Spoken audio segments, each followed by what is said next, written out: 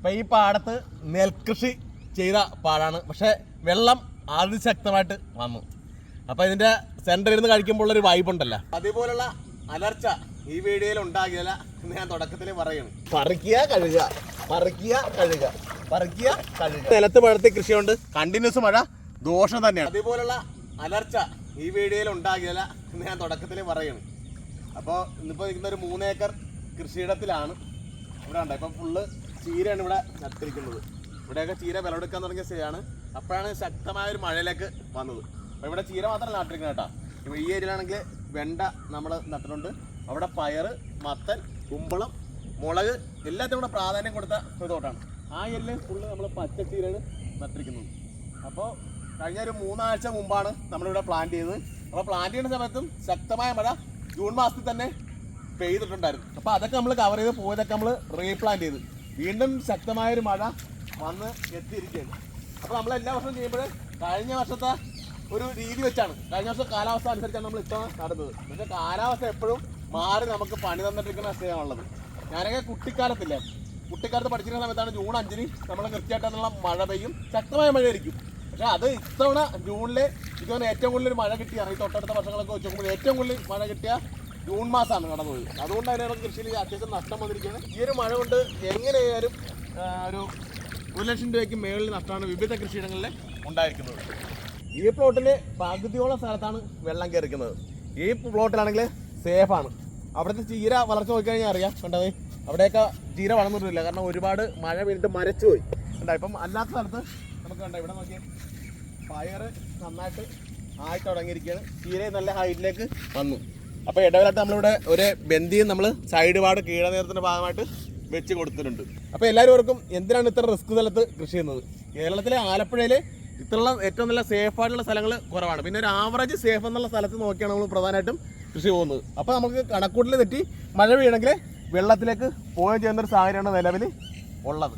ഞാനൊരു 10-12 വർഷമായിട്ട് കൃഷി ഒരു പ്രൊഫഷണലായിട്ട് എടുത്തിരിക്കുന്ന ആളാണ്. അപ്പോൾ അതുകൊണ്ട് തന്നെ നമുക്ക് ഒരു സീസൺ മാത്രം കൃഷിയായിട്ട് മാറി നിന്നിട്ട് കാര്യമില്ല.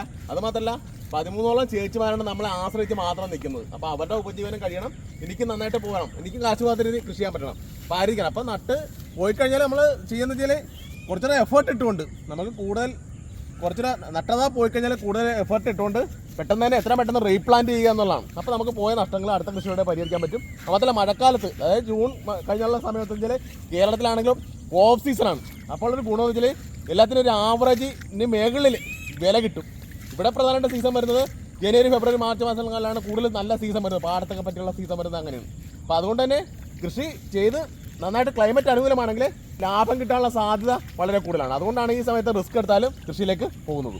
പ്ലോട്ടിൻ്റെ ലെങ്ത് വരുന്നത് ഒരു 150 മീറ്ററാണ് കേട്ടത്. അവിടെ ഇപ്പോൾ ചീര വിളവെടുത്തോണ്ടിരിക്കുന്നത്, അവിടെ പച്ചച്ചീര നിൽക്കുന്നത്. ഈ അറ്റത്തും കണ്ട അവിടെ മത്തനും പയറും വരെ കയറിക്കുന്ന പ്ലോട്ടാണുള്ളത്.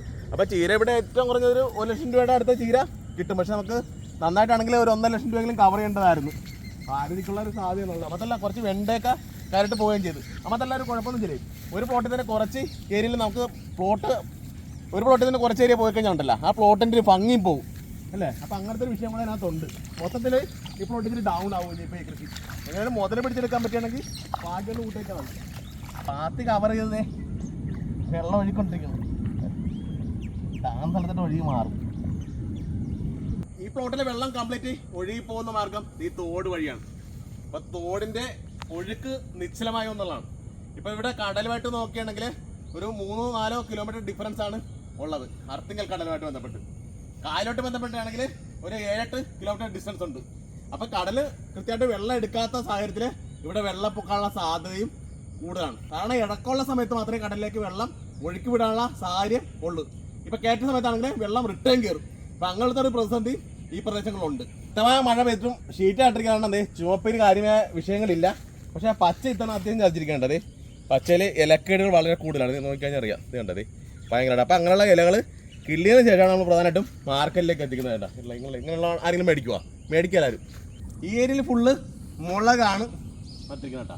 അപ്പോൾ ഇടവലായിട്ട് ചീര നട്ടിട്ടുണ്ട്. മുളക് പൂത്തറായി എന്താ ഇവിടെ അറ്റപ്പറ്റ ഈ ഏരിയയിലേക്ക് കംപ്ലീറ്റ് പോയിരിക്കുന്ന സ്ഥിതിയാണ് നിലവിലുള്ളത്. അപ്പോൾ ഇവിടെ ചീര ഉള്ളത് പറിച്ച് ഊരി എടുക്കാം, കിട്ടുന്ന ആട്ടെ എന്ന രീതിയിൽ കഴുകാൻ എളുപ്പം കേട്ടോ. പറിക്കുക കഴുകുക, പറിക്കുക കഴുകുക, പറിക്കുക കഴുകുക. ഈ ഏരിയയിലെ ചീരയല്ലേ കംപ്ലീറ്റ് ഇലക്കേടായിപ്പോ നോക്കിയാൽ ഒരെണ്ണം പോലും കൊടുക്കാൻ പറ്റാത്ത സ്ഥിതിയാണുള്ളത്. അപ്പോൾ ഇങ്ങനെയുള്ള ചീര നമ്മൾ വീട്ടിൽ കറി വെക്കാൻ പറ്റുള്ളൂ കേട്ടോ. ഇത് കണ്ട ഇവിടുത്തെ മണ്ണിൻ്റെ പറഞ്ഞത് ഒട്ടും വെള്ളമില്ല, ചോരും മണലാണ് കണ്ട. അപ്പോൾ പൊക്കമുള്ള സ്ഥലത്ത് കൃഷി ചെയ്യുന്നുണ്ട്.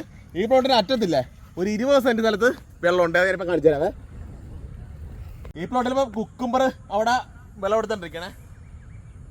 ഈ ഒരു 25 സെൻറ്റ് സ്ഥലത്ത് തണ്ണിമത്തനൊക്കെ അത് ആയിക്കിടക്കാണ്. ഇതൊക്കെ ഈ നിലത്ത് വളർത്തി കൃഷി കൊണ്ട് കണ്ടിന്യൂസ് മഴ ദോഷം തന്നെയാണ്. ഈ സ്ഥലത്ത് വെള്ളക്കെട്ട് ഞാൻ ഓൾറെഡി പ്രതീക്ഷിച്ചിട്ടുണ്ടായിരുന്നു. അതുകൊണ്ട് ഇത് വെണ്ടയാണ് നട്ടത് കണ്ടത്. അപ്പോൾ ഇത്ര ഇപ്പോൾ നിലവിൽ വെള്ളമുണ്ട്. ചീരയൊക്കെ ഓൾറെഡി ഊരുകയും ചെയ്ത് കണ്ടാ.